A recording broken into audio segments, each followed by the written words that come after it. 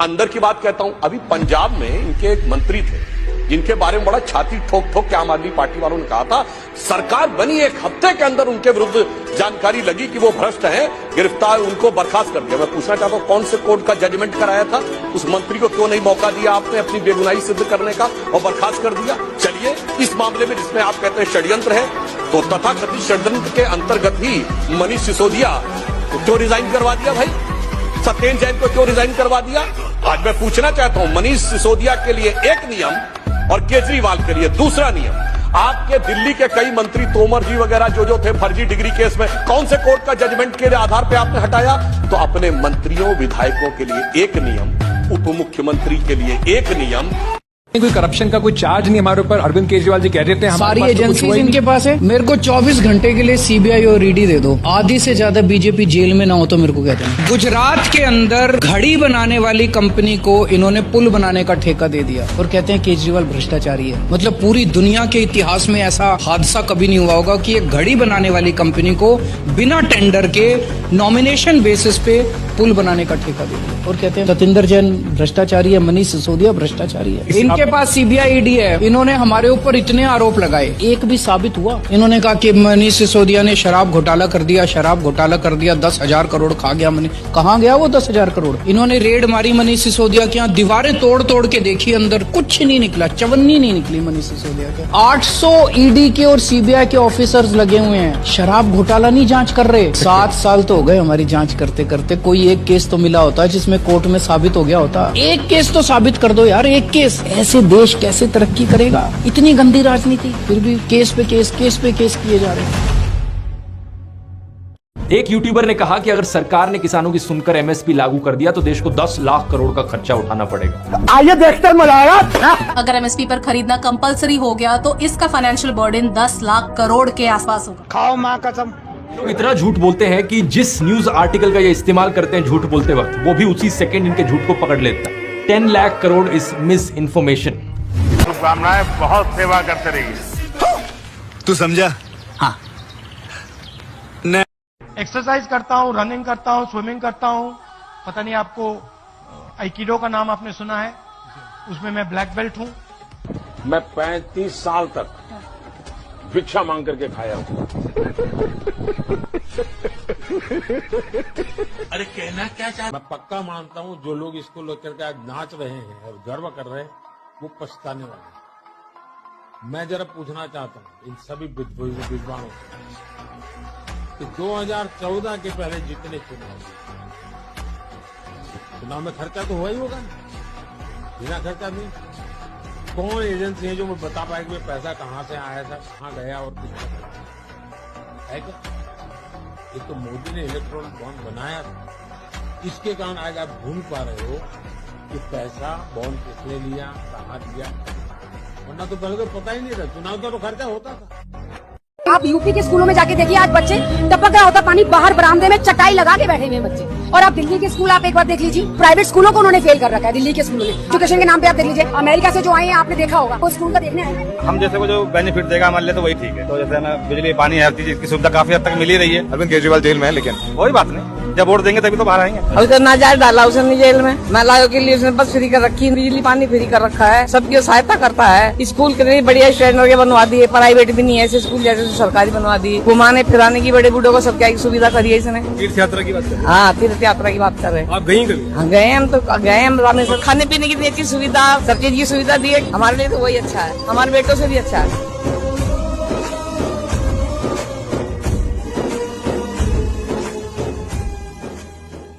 थोड़ा पढ़ो यार। जब देश आजादी का जश्न मना रहा था ना, वो आदमी नोआखली में भटक रहा था क्या? 2 लड़कियों को लेकर आप? हाँ हाँ, क्या भटक रहे थे? 2 लड़कियों को लेके। क्या नाम थे उन लड़कियों के? वो फोटो डाल रखे उनने। हाँ, और उन लड़कियों के पीछे कितने लोग थे? वो देखा ही नहीं मैंने। ये कहाँ देखा? व्हाट्सएप पे आया? हाँ।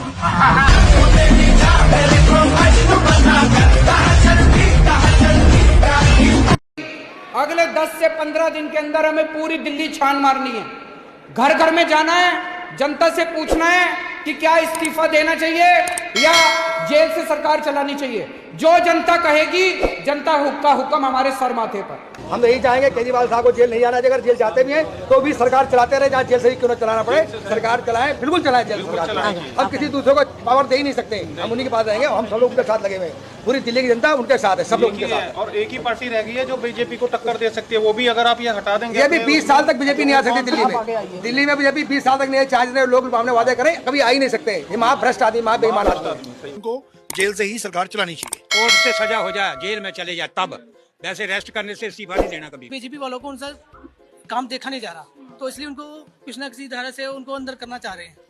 तो मैं चाहता हूं उनको इस्तीफा नहीं देना चाहिए उनको। एनडीटीवी आखिरी टीवी चैनल था जो हिम्मत करता था सरकार से सवाल करने की। अल्टीमेटली उसे भी प्रधानमंत्री मोदी के दोस्त गौतम अडानी ने खरीद ली। आज के दिन टीवी न्यूज का पूरी तरीके से अंतिम संस्कार हो चुका है देश में। सरकार जनता के पैसे से एडवर्टाइजमेंट के नाम पर इन टीवी चैनल्स को बहुत सारा पैसा देती है और ये टीवी चैनल्स जनता की ही आवाज को दबाने का काम करते हैं। अगर असली खबरें आप तक पहुंचे ही ना, तो क्या आप फ्री और फेयर तरीके से डिसाइड कर पाओगे किसे वोट देना है? बीजेपी के सपोर्टर तो ये कहते हैं जो राम को लाए हम उनको लाएंगे, लेकिन आप इंडिया गठबंधन का सपोर्ट। सर वो तो बीजेपी के सपोर्टर है। मेरा नाम सुन लीजिए, मेरा नाम है जवाहरलाल। मैं 2009 में भारतीय जनता पार्टी की टिकट से बावल जिला रेवाड़ी स्टेट हरियाणा से विधानसभा का इलेक्शन लड़ चुका हूं। अगर झूठ हो तो मेरी कवरेज आएगी, बीजेपी वाले अब तक तो मेरी खिलाफत कर देंगे। अगर बीजेपी इतनी अच्छी पार्टी होती तो मैं भी भारतीय जनता पार्टी में टिका रहता। मैं तो विधानसभा का इलेक्शन लड़ चुका हूं। और वो कहते हैं भाई से भाई को लड़ाओ, हिंदू से मुसलमान को लड़ाओ, सिख से ईसाई को लड़ाओ। आप एक बात बताइए, केजरीवाल जी से क्यों डरेगी बीजेपी? ऐसा मतलब एक सिर्फ पंजाब और दिल्ली में तो सरकार है, बाकी जगह तो अभी नहीं बन पाई है। वो अंग्रेज थे, वो सिर्फ शहीद भगत सिंह जी से क्यों डरते थे? उनको क्यों फांसी चढ़ाई? देखो केजरीवाल जी बहुत अच्छे इंसान, उन्होंने दिल्ली को बहुत कुछ दिया है, आज वो पंजाब को बहुत कुछ देने जा रहे हैं। वो पढ़े लिखे हैं, वो युवाओं के दिलों की धड़कन है। वो हमारे को दूसरे शहीद भगत सिंह जी के रूप में ऐसा लग रहा है केजरीवाल जी मिल चुके हैं।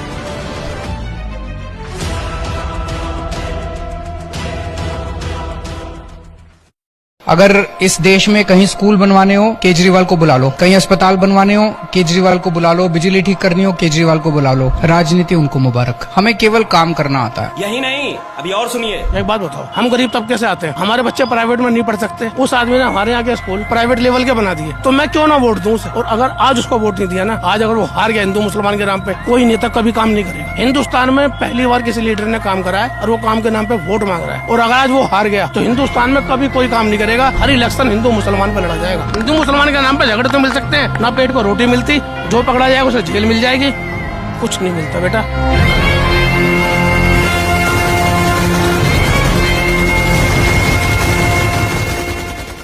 21 तारीख को दिल्ली के मुख्यमंत्री अरविंद केजरीवाल की गिरफ्तारी हुई है। भाजपा कह रही है कि शराब घोटाला अरविंद केजरीवाल ने किया इसलिए गिरफ्तारी हुई है, जबकि विपक्ष कह रहा है कि चुनाव से पहले केजरीवाल को गिरफ्तार करके मोदी जी ने बहुत बड़ी गलती कर दी। आपको क्या लगता है? गलत किया है, गिरफ्तार नहीं करना चाहिए था। अब ये इलेक्शन आ गया है, चुनाव प्रचार करने का टाइम है, तो उनको आप गिरफ्तार करवा लिए। बल्कि सवाल ये होना चाहिए कि मुख्यमंत्री ने, देश का पहला मुख्यमंत्री है जो बिजली दिल्ली जैसे शहर में फ्री किया है, इसके देखती देखता दूसरे स्टेट के मुख्यमंत्री सोचने की हिम्मत करने लगे हैं कि हम भी बिजली का फ्री करेंगे। इससे पहले कोई मुख्यमंत्री नहीं था। दिल्ली के अंदर बसें फ्री है, ये केजरीवाल की देन है। बीजेपी वाले कोई एक स्टेट में दिखाए ना कि हमने कहाँ बिजली का बिल फ्री किए हैं, कहाँ हमने बसें फ्री की हैं, कहाँ हमने लाइटें बढ़िया फैसिलिटी दे रखे हैं। दिल्ली जैसा शहर बनाए तो। और आने वाले अभी 5 साल मुख्यमंत्री केजरीवाल जी और रहेंगे। कोई ताकत नहीं है जो हरा दे जो उन्होंने काम किया है।